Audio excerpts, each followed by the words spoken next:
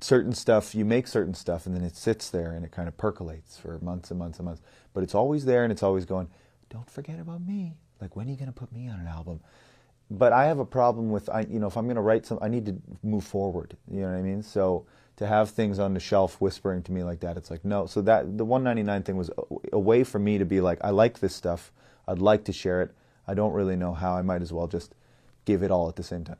So I think there's a part of it is that. Part of it, I think, is just kind of playing with the concept of releasing music, because even releasing music now, I think, too, is kind of funny, the way that people are making music for TikTok or really short songs or this or that or the other thing. There's like 9,000 writers on like a pop song that's very single driven.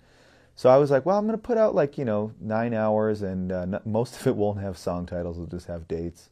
And that's an idea actually borrowed from Ryuichi Sakamoto, who passed away recently, God bless his soul. Great hero of mine. But yeah, I think, yeah, I don't know.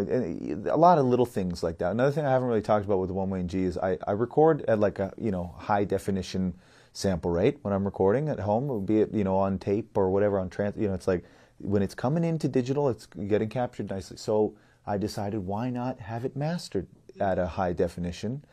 Because like most stuff is mastered at 44.1 kilohertz, which is CD quality. I haven't bought a CD since I was a teenager. Why? There's funny things about the way that the industry is in the standards. I just like, it's interesting to like, try and have, not force people, but be like, here's a weird thing. Will you interface with it? Maybe will you not? Like, you kind of have to. You have to do it in a different way. It's like just it switches things up for people a little bit maybe. And I don't know, keeps it fresh for me. I don't know.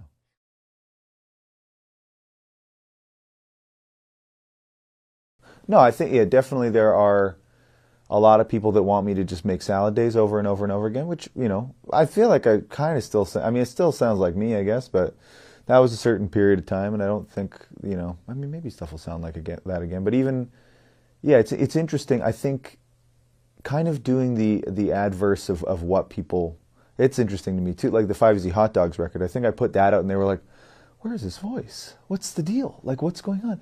But now that there's the One Way G and you can see the little window where that record fits in, it's kind of like maybe it gives a little more context.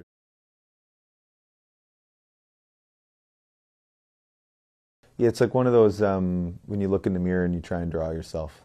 Kind of looks like me. You can tell I have the mole. It's above one of the eyes there, but it kind of got a little crunched.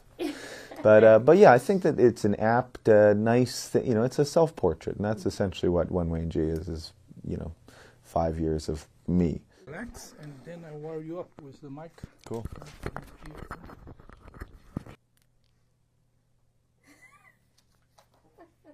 Crazy. That's perfect.